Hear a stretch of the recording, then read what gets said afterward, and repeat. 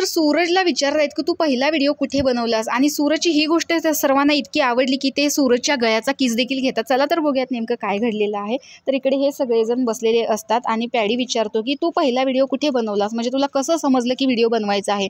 त्यावरती सूरज सांगतो की म्हणजे मला माझी बहीण आणि दाजी यांनी पुण्यात बोलवून घेतलेलं होतं. ते तिकडे राहतात, बाटली विकायचं करतात.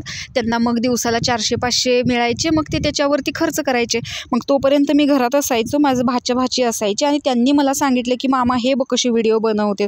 त्यानं मला अख्खं टिकटॉक समजावलं, कुठं काय दाबायचं, काय करायचं. मग मी तसं केलं. मग पॅडी विचारतो त्यावेळेस तुझा भाचा कितवीला होता.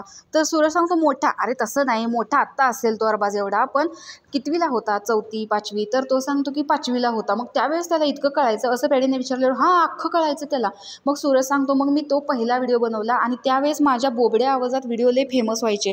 म्हणजे मी काय, माझा आवाज लय क्यूट होता ना. हे ऐकल्यावर पॅडी त्याच्या गळ्याचा किस घेतो, आणि त्याच्यानंतर सूरज सांगतो की आणि लोक माझ्या बोबड्या आवाजावरती लय व्हिडिओ बनवायचे, मला लय भारी वाटायचं, मला असं क्यूट वाटायचं. आणि त्याच्यानंतर मग माझा भाचा हॅशटॅग द्यायचा, #गोलीगत धोका, आणि ती गोलीगत हा तुझा हॅशटॅग आहे असं सांगितल्यावर पॅडीला खूप भारी वाटतं. आणि अशा प्रकारे सूरजला टिकटॉकवरूनच इंस्टाग्रामचं वेळ कसं लागलं आणि तो कसा फेमस झाला याच्याबद्दल तो सांगतोय, आणि सगळेजणच इथे लक्ष देऊन ऐकतायत. तर पॅडी म्हणतो तुला अख्खं जमतं कसं बनवायचं, तर म्हणतो हो मला सगळं समजतं.